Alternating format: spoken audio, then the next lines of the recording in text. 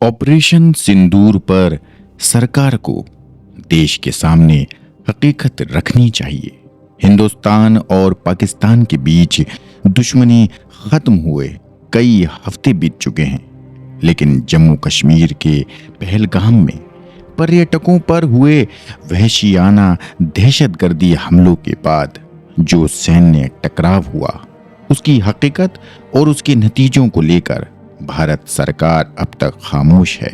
संसद का विशेष सत्र बुलाने की मुख्य विपक्षी पार्टियों की मांग को केंद्र सरकार ने नामंजूर कर दिया है।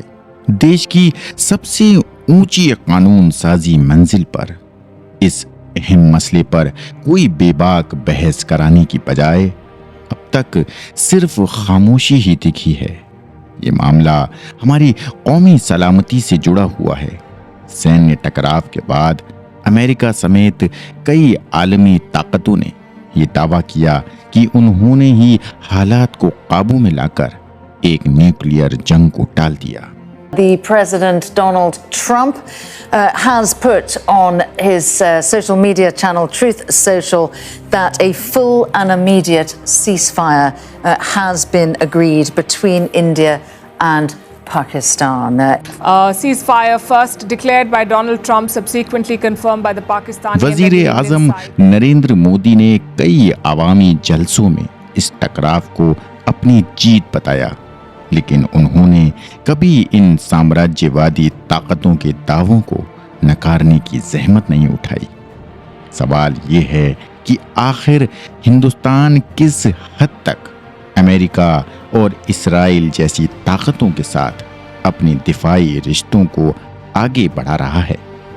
ये किसी से छुपा नहीं कि जब से केंद्र में बीजेपी हुकूमत आई है, तब से हिंदुस्तान ने अमेरिका और इस्राइल के साथ दिफाई मामलों में ज्यादा सरगर्मी दिखाई है। सबसे अफसोसनाक बात यह है कि जब मुल्क को सही जानकारी नहीं दी गई, उसी वक्त हिंदुस्तान के आला ओहदेदार आलमी मीडिया से खुलकर बात कर रहे थे। जहां मुल्क की आवाम को सैन्य नुकसान की कोई जानकारी नहीं दी गई, वहीं चीफ ऑफ डिफेंस स्टाफ ने एक अंतर्राष्ट्रीय खबर एजेंसी से कहा कि हिंदुस्तान को इस टकराव में भारी नुकसान हुआ है, जिनमें कुछ कीमती लड़ाकू जहाज भी शामिल हैं।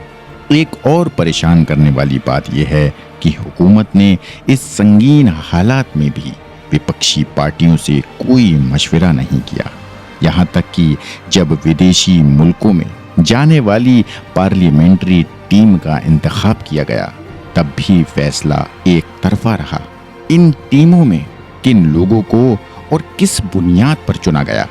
क्या ये सिर्फ हुकूमत की सियासी मुनाफा बख्शी का हिस्सा नहीं था? कुछ अफराद का इंतखाब इस नीयत से किया गया कि विपक्षी पार्टियों में इख्तिलाफ पैदा किया जाए और सियासी फायदा उठाया जाए। क्या ये मुनासिब है कि सरकार एक कौमी बहरान को अपनी सियासी चालों का मैदान बना दे और चहेते लोगों को इनाम के तौर पर विदेश यात्राएं दे, ताकि वो घर की सियासत में उसके काम आ सकें?